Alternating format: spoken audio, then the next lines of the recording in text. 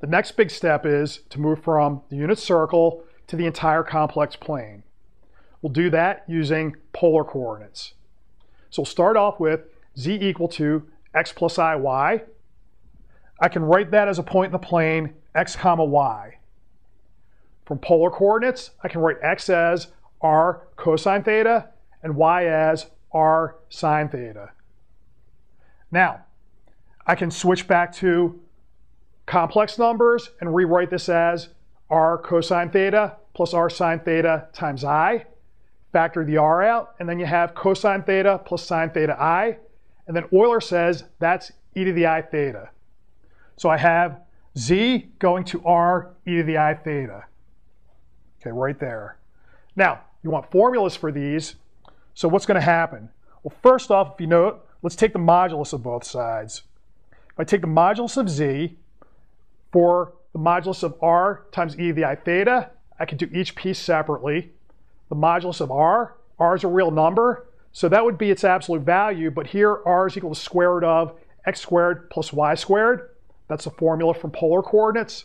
So we're just going to get r back.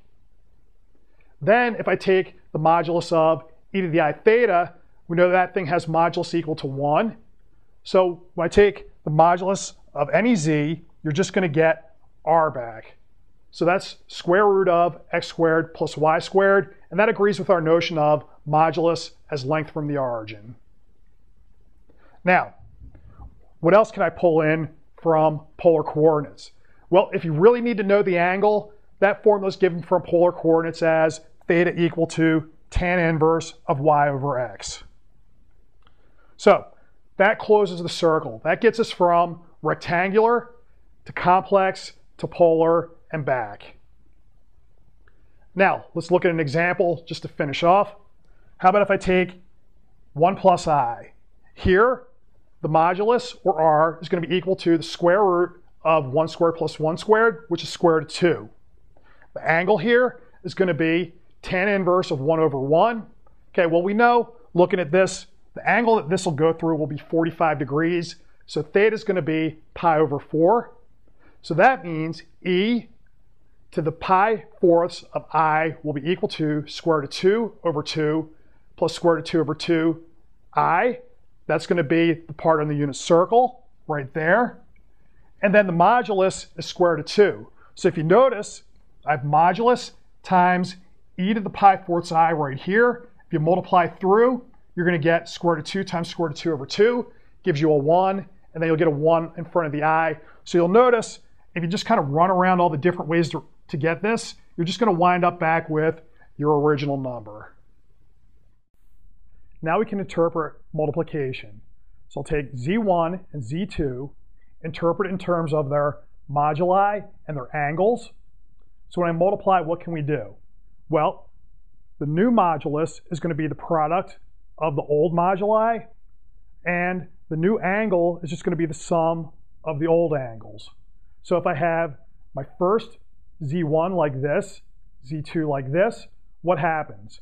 So the new angle is going to be the sum of these two.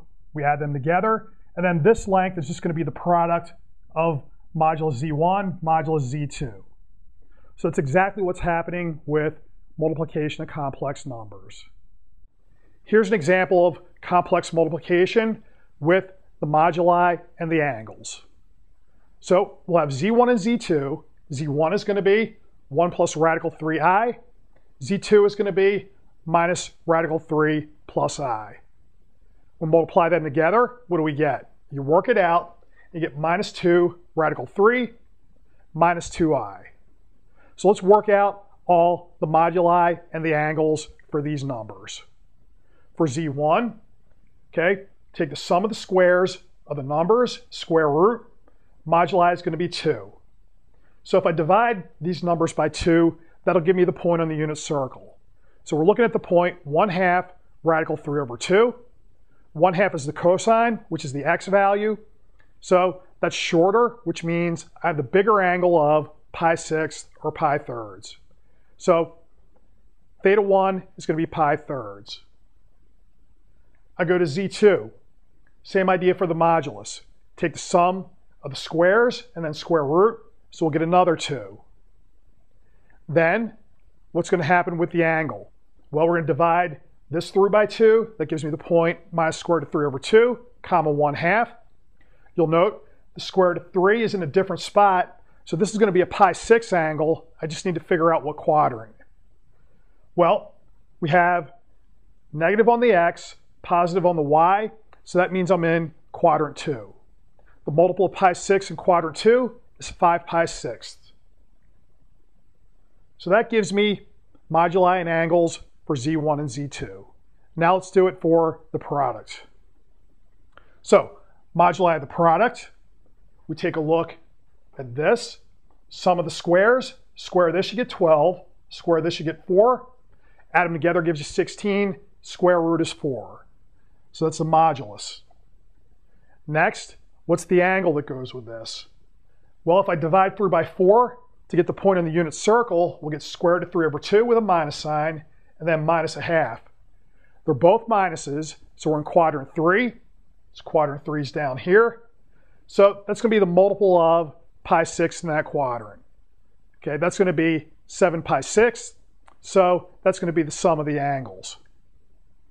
Now, that's working it off the numbers directly. Let's see that our rules from before still hold. So note, if I take the product, take the modulus, I get a 4. If I take each modulus, we have a 2 and a 2. When I multiply them together, going to be equal. If I take our angles, so pi thirds plus 5 pi 6, add them together, what do we get? We're going to get 7 pi 6, which works out to be the same thing as what we had when we work it out directly off the number. So, going back to ODEs, let's take a look at y double prime plus y equal to 0 again.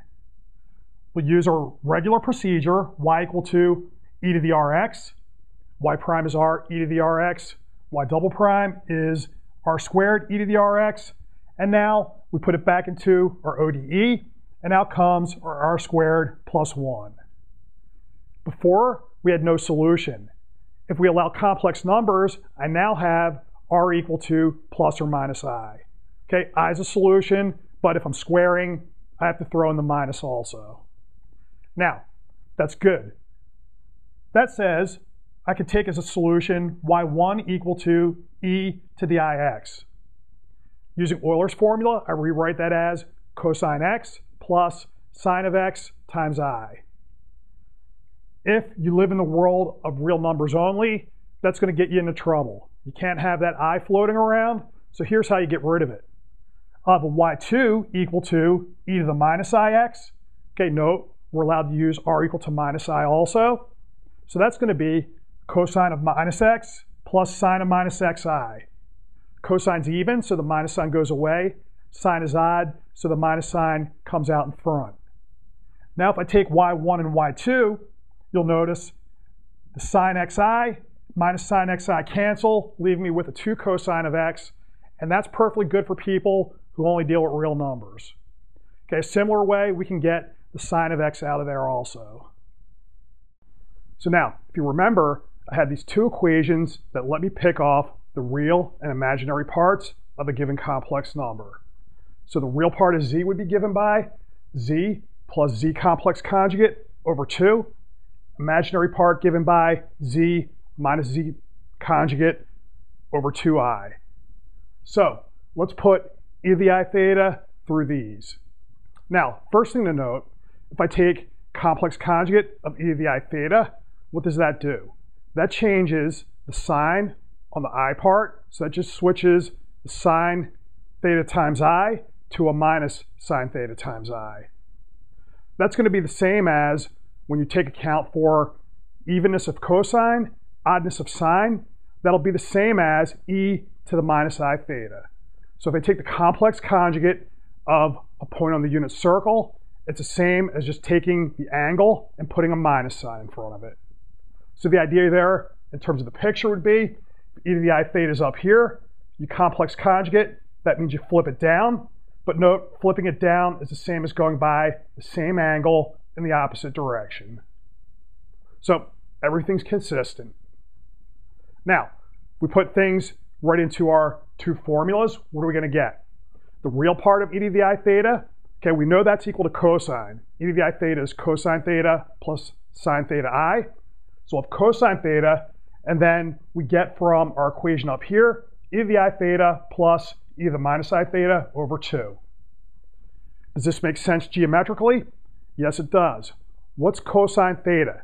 That's the x value on the unit circle for angle theta.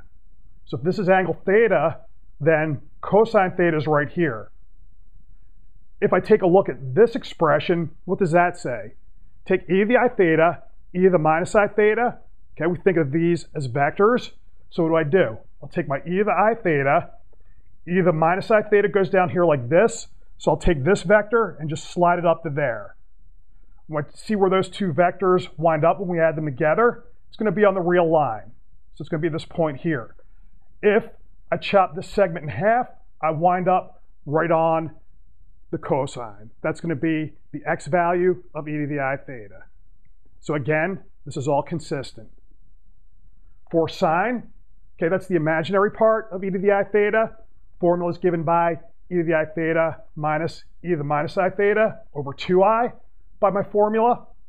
Again, is this consistent? Well, let's see. What happens if I add e to the I theta to minus e to the minus I theta? So e to the minus I theta is down here. If I multiply by minus 1, I flip through the origin. So that's going to bring me up to this point.